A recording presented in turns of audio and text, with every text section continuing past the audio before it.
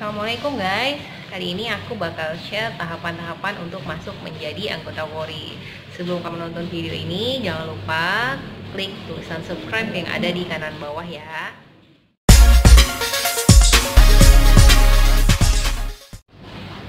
Untuk masuk menjadi anggota Polri perlu perjuangan dan kerja keras. Karena apa? Karena proses seleksi yang sangat panjang, bisa memakan waktu sampai 3 sampai dengan 5 bulan.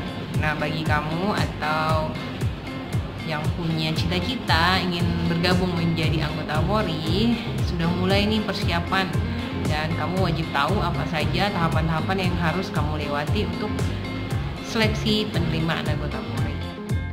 Tahapan yang paling pertama yaitu persiapan administrasi awal. Nah, di sini kamu sudah mulai harus mempersiapkan persyaratan administrasi seperti KTP, KK, akte lahir, ijazah, dan semua data diri kamu itu harus sesuai antara KTP, KK, ijazah, nama, tempat tanggal lahir itu harus sama. Jangan sampai ada yang berbeda, karena kalau udah berbeda prosesnya panjang dan tentu akan menghambat di tahapan pemeriksaan administrasi.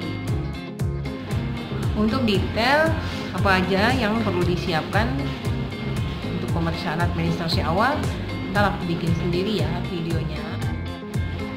Setelah pemeriksaan administrasi awal kelar, kamu lulus, kamu bisa ikut yang namanya pemeriksaan kesehatan tahap 1. Di sini kamu bakal diperiksa semuanya fisik bagian luar, mulai dari ujung rambut sampai ujung kaki, bagian luar semuanya dicek. Saran aku, mulai dari sekarang kamu udah boleh nih cek-cek ke dokter Polri kira-kira apa aja yang kurang, jadi bisa kamu perbaiki agar kamu siap untuk mengikuti tes penerimaan anggota Polri.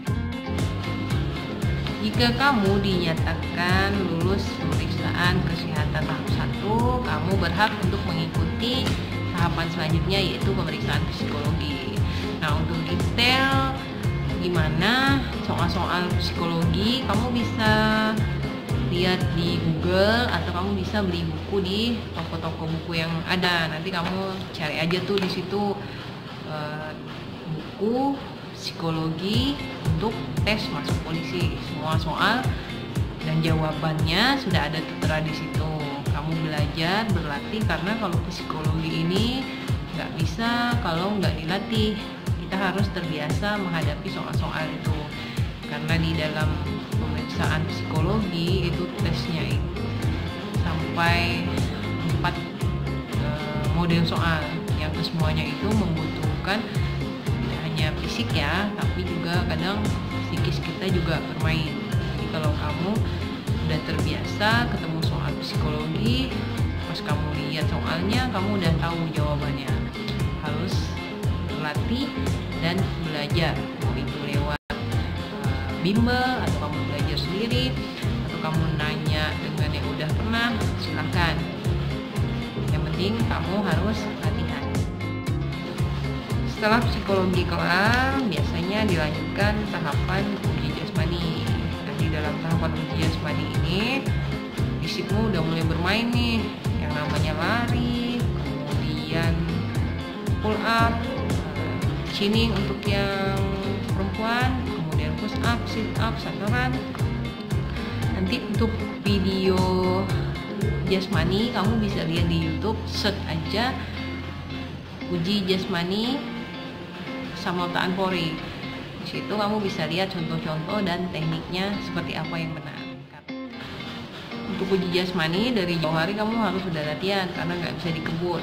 Seperti lari, kalau kamu tiba-tiba aja langsung pada hari lari tanpa kamu latihan, kayaknya nggak mungkin bisa dapat nilai yang maksimal.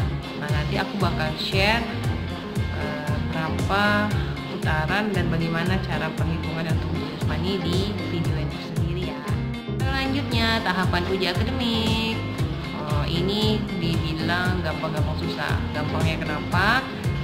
Kalau soalnya itu aku mungkin kasih bocoran ya. Biasanya itu hampir sama dengan soal ujian nasional, tapi tidak menutup kemungkinan juga berbeda, karena biasanya soal itu yang buat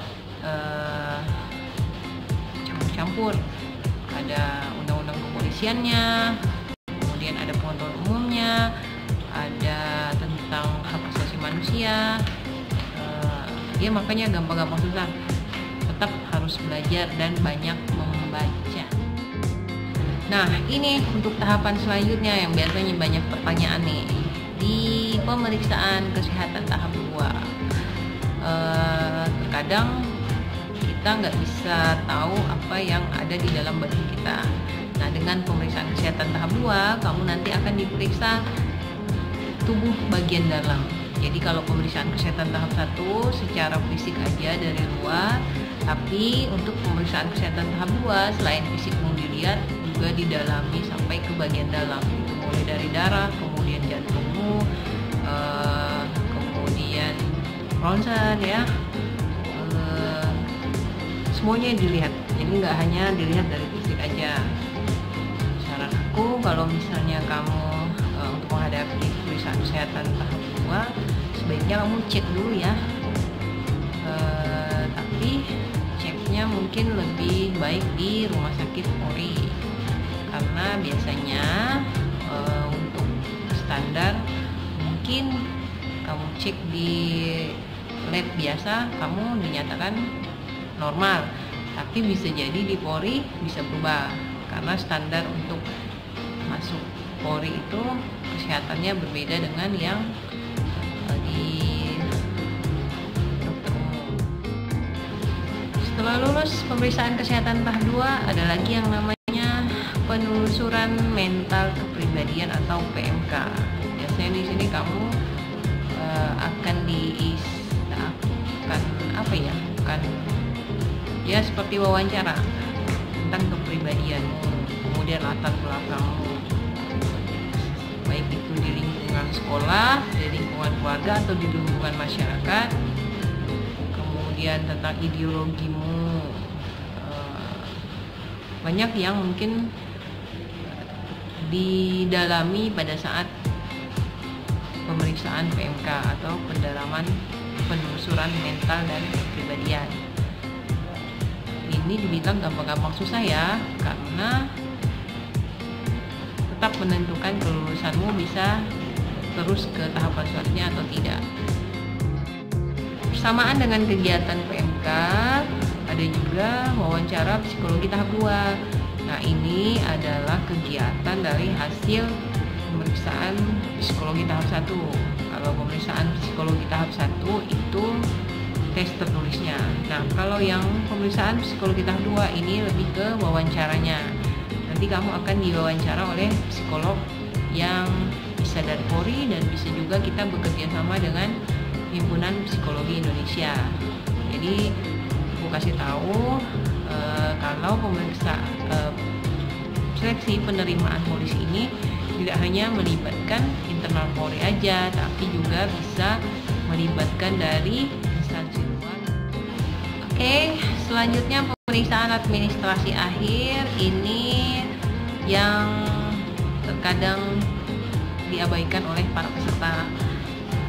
Ada yang merasa setelah lulus di pemeriksaan administrasi awal, jadi nggak dipersiapkan untuk pemeriksaan administrasi akhirnya. Biasanya kalau di awal kita memeriksa berkas, tidak melibatkan dari Diknas dan Dukcapil. Tapi pada saat pemeriksaan administrasi akhir, Diknas dan Dukcapil kita libatkan untuk mengecek keaslian dan keabsahan baik itu ijazah, KTP, KK, kemudian akte kelahiran.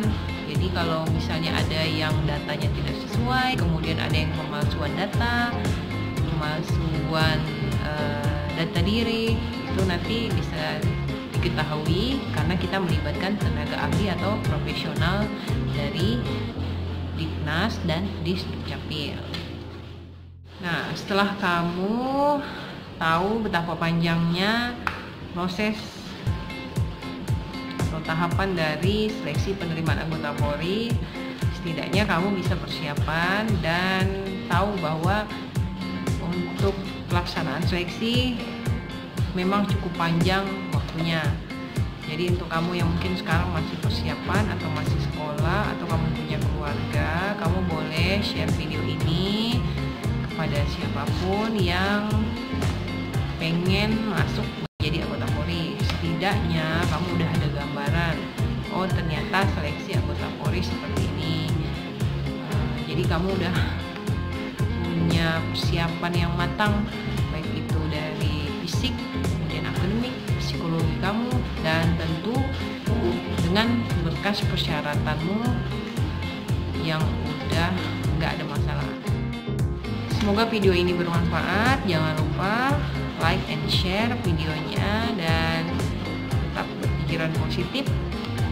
Jangan percaya calo. Dan jangan lupa subscribe channel aku ya. Thanks for watching and wassalamualaikum warahmatullahi wabarakatuh.